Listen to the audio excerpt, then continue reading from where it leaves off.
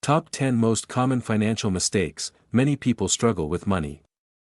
Though a difficult economy and socio-cultural factors may be to blame, you can still do your part to try to make smart choices with your money. Here, we'll take a look at some of the most common financial mistakes that can lead people to economic hardship. Key takeaways: avoiding common mistakes during economic challenges can make a big impact on your financial health. Small, regular expenses can affect financial stability, especially during hardships. Overspending on housing leads to higher taxes and maintenance, straining monthly budgets. Over-relying on credit cards and financing depreciating assets can worsen financial woes. 1. Unnecessary spending. It may not seem like a big deal when you pick up that double mocha cappuccino or have dinner out or order that pay-per-view movie, but every little item adds up.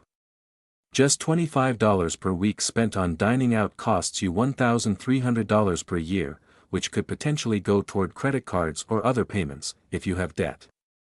If you're enduring financial hardship, avoiding this mistake really matters. That said, the key word here is unnecessary. That's subjective.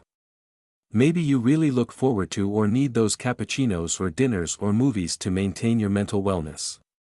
A healthy financial life can include all of that. This type of spending just needs to be part of your budget.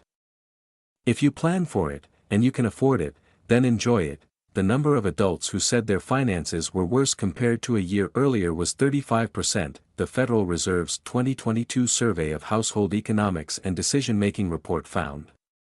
35%, basically 1 in 3, is the highest ever since the study began in 2012. 2. Never-ending payments. Ask yourself if you really need items that keep you paying every month, year after year.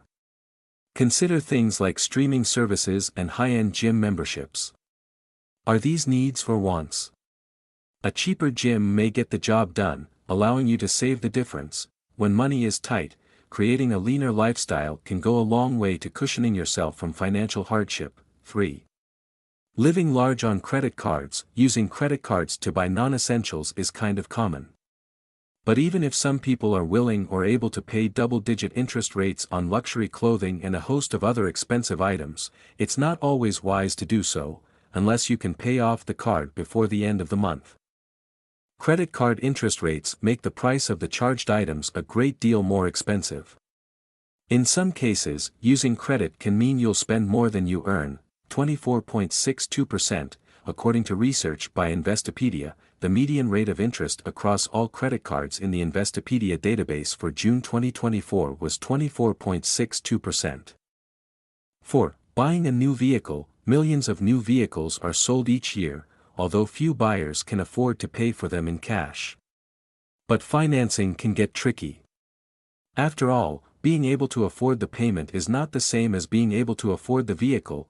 Furthermore, by borrowing money to buy a vehicle, you pay interest on a depreciating asset, which amplifies the difference between the value of the vehicle and the price paid for it. Worse yet, many people trade in their vehicles every few years and lose money on every trade. Maybe you have no choice but to take out a loan to buy a vehicle. But do you really need a large SUV? Such vehicles are expensive to buy, insure, and fuel. Unless you tow a boat or trailer or need an SUV to earn a living. It can be disadvantageous to purchase one. If you need to buy a vehicle and to borrow money to do so, consider buying one that uses less gas and costs less to insure and maintain. Vehicles are expensive, and if you're buying more than you need, you might be burning through money that could have been saved or used to pay off debt. 5.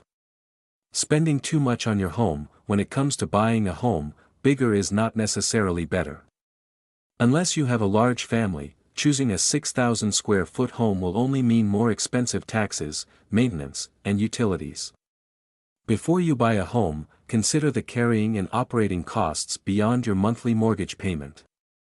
Do you really want to put such a significant long-term dent in your monthly budget? As you consider your housing arrangement, think through what's important to you. For example, how passionate are you about having a large yard? If it's at the top of your list, that's fine. Just be mindful that upkeep and maintenance may cost you in the form of hiring services, buying machinery, complying with HOA requirements, and paying for various home repairs that arise. 6. Misusing home equity. Refinancing and taking cash out of your home means giving away ownership to someone else. In some cases, refinancing might make sense if you can lower your rate or if you can refinance and pay off higher interest debt. However, the other alternative is to open a home equity line of credit, HELOC. This allows you to effectively use the equity in your home like a credit card. This could mean paying unnecessary interest for the sake of using your home equity line of credit. 7. Not saving. The U.S. household personal savings rate was just 3.6% in April 2024. Many households live paycheck to paycheck, and there's no sign of improvement. Unfortunately, this puts people in a precarious position, one in which every dollar matters. And even one missed paycheck would be disastrous. This is not the position you want to find yourself in when an economic recession hits. Many financial planners will tell you to keep 3 months' worth of expenses in an emergency fund account where you can access it quickly. Loss of employment or changes in the economy could drain your savings and place you in a cycle of debt paying for debt. A 3-month buffer could be the difference between keeping or losing your house. Household savings rose considerably during the pandemic. However, for many people, that pandemic nest egg has since been spent down.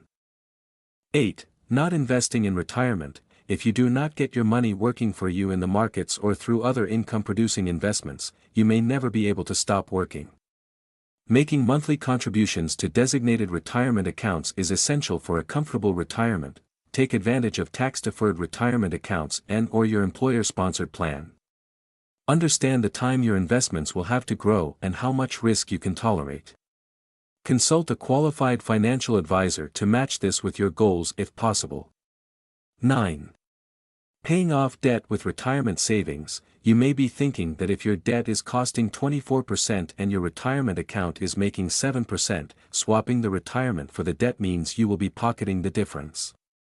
But it's not that simple. In addition to losing the power of compounding, it's very hard to pay back those retirement funds, and you could be hit with a 10% early withdrawal fee if you're younger than age 59 and a half. With the right mindset, getting a loan from your 401k might be a viable option, but even the most disciplined planners have a tough time placing money aside to rebuild these accounts.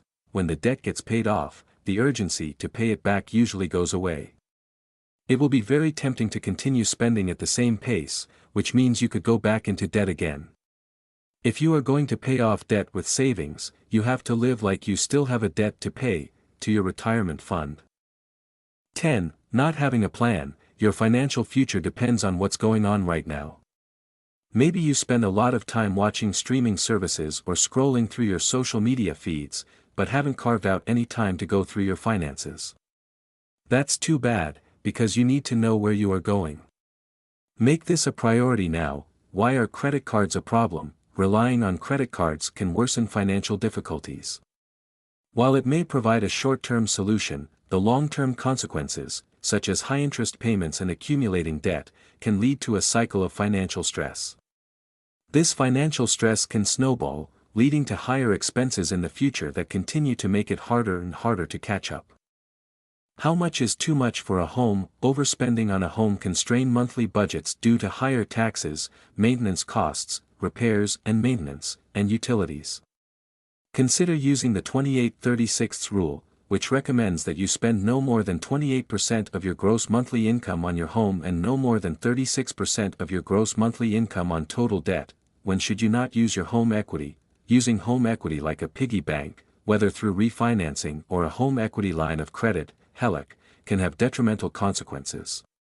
While it may provide access to cash, it comes at the cost of increased debt and interest payments.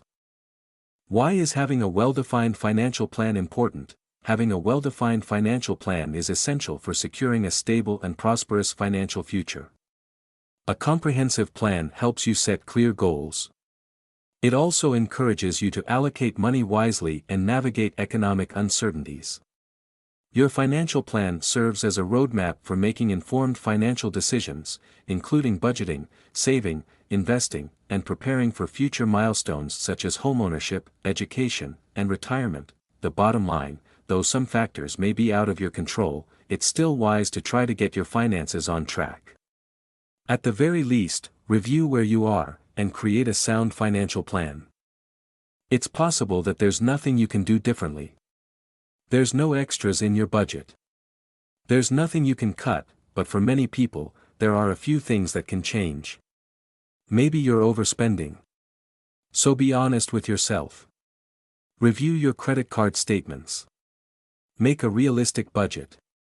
Try to stick to it.